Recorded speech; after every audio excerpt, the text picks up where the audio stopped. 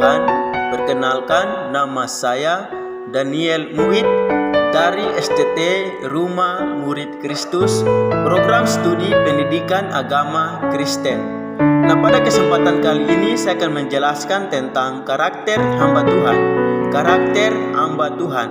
Tentunya kita sebagai hamba Tuhan harus selalu menjaga perilaku kita agar dapat menjadi berkat dan pedoman bagi orang lain. Terlebih penting sebagai hamba Tuhan, juga kita harus menjaga kekudusan kita. Kita harus menjaga kekudusan kita. Nah, arti kudus ada dua makna mengenai kudus.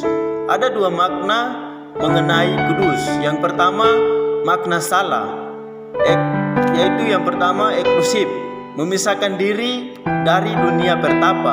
Artinya hanya hidup sendiri dan tidak mau bergabung atau bersosialisasi dengan orang lain.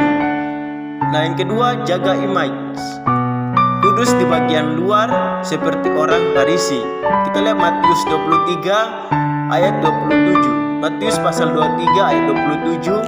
Kelihatannya kudus di luar, namun di dalamnya sangat buruk atau memiliki hati yang buruk, bisa dibilang hati kudis.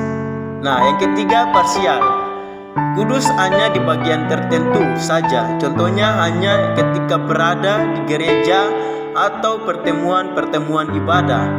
Namun ketika di tempat tersembunyi atau di rumah, kelakuannya tidak menunjukkan kekudusan. Nah, itu makna salah. Dan yang sekarang makna benar. Yang pertama makna salah, yang kedua makna benar.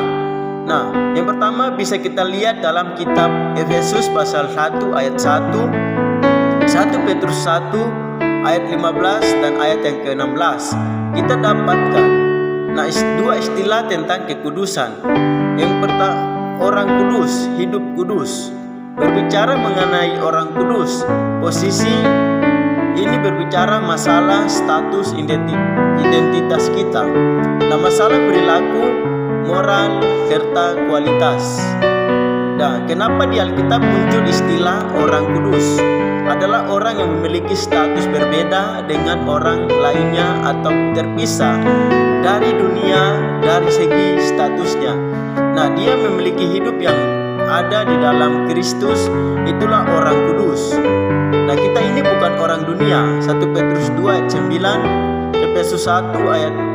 Efesus 2 ayat 1 dan 5, 1 Petrus 2 ayat 9 mengatakan, tetapi kamulah bangsa yang terpilih, imamat yang rajani, bangsa yang kudus, umat kepunyaan Allah sendiri, supaya kamu memberitakan perbuatan-perbuatan yang besar dari Dia yang telah memanggil kamu keluar dari kegelapan kepada terangnya yang ajaib.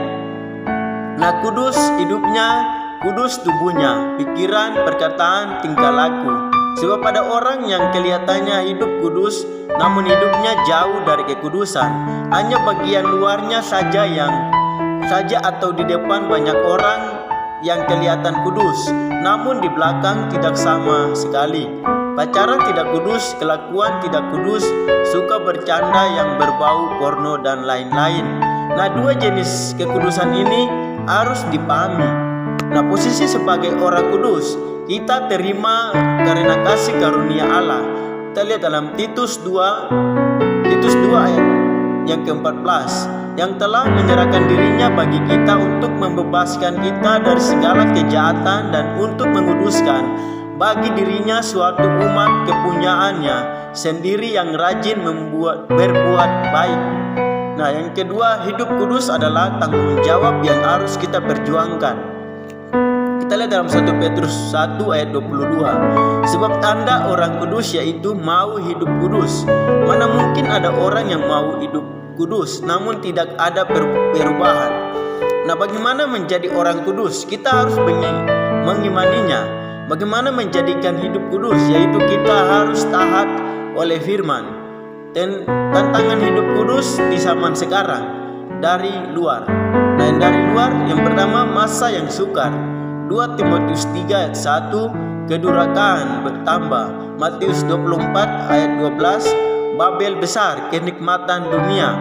Wahyu 17 ayat 4. Nah, kalau dari dalam, yang pertama nafsu orang muda, 2 Timotius 2 ayat 22. Kekudusan adalah sebuah perjuangan tanpa henti.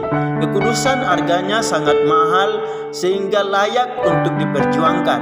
Berkat kekudusan, pembelaan Tuhan, Yeremia 2 ayat 3, kepercayaan Tuhan, 2 Timotius 2 ayat 20 dan ayat yang ke-22.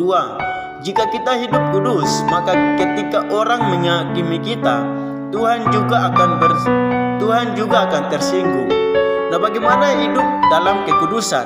Yang pertama, disiplin rohani, salibkan daging, Galatia 5 ayat 22 dan ayat yang ke-24. Waspadai saat kebodohan, 1 Petrus 1 ayat 14. Hati-hati dengan kelebihan, 2 Korintus 22 ayat 9. Jangan beri kesempatan kepada iblis, Efesus 4 ayat 27. Oleh karena itu, jangan biarkan dosa kita lakukan melahirkan dosa yang baru.